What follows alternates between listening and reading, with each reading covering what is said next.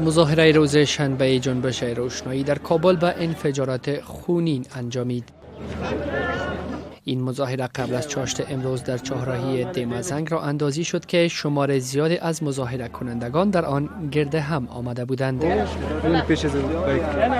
دو تن از مظاهره کنندگان چشم دید خود را به رادیو آزادی چنین بیان کردند: در وسط دینامو کماز رسید خود انفجار داد، ملت ما را تباه کرد. صدای ما را که دولت میشنوه، دولت نبود در ما، خون جگر ما را خورده، دیگه خون ما در این وطن ریخت، دیگه کسی در باقی نمانده. چی کنیم ما؟ در بدر شدیم، حالی کجا بریم ما؟ برادر در استقامت بودیم پیش خیمه، یک قدم صدا داد، تعداد الا 400 500 نفر اینجا شهید کشته بود.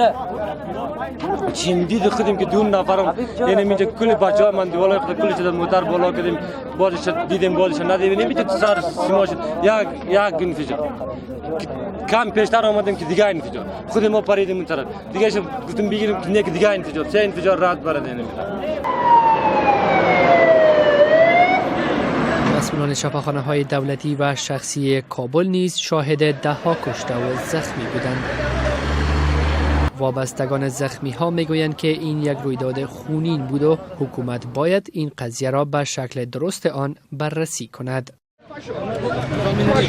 تقریبا ما تا بالا که خبر دو تاش فوت کردن، دو ما فوت کردن، شفاخانه بجسا کمراشا بودیم و یکی دوست ما زخمی شدن و اکثرشون زخمی شدن و سه تا دوست ما سوختن که اونها را سوختن و انتقال دادیم به شفاخانه استقلال و فعلا ما یک از دوستای ما اینجا زخمی کم زیادتر است، آوردیم شفاخانه امرجنسی آوردیم که امیدوارم که مورد توجه قرار بگیره.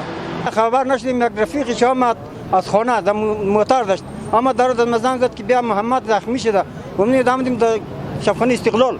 از شفاخانه استقلال اونجا مو پردیم در کدام جای باشه، از اینجا پدر در یک دیگه که پدر مادر شمردم در امروز بال کرده آوردیم اینجا. خودم دیدیم دوستاش این قدری سوخته، قدری سوخته، دیگه اینجا سوخته، دیگه اینجا سینه زخم شده، اینجا زخم شده. نظر به آخرین گزارش وزارت صحت عامه افغانستان، در این مظاهره تا به حال 64 تن کشته و بیش از 230 تن دیگر زخم برداشته‌اند. با قول شاهدان عینی، حمله کننده یونیفرم امنیتی را به تن داشت. هدف از مظاهره جنبش روشنایی انتقال 500 کیلوولت برق ترکمنستان از راه بامیان است. الیاس صالح، رادیو آزادی، کابل.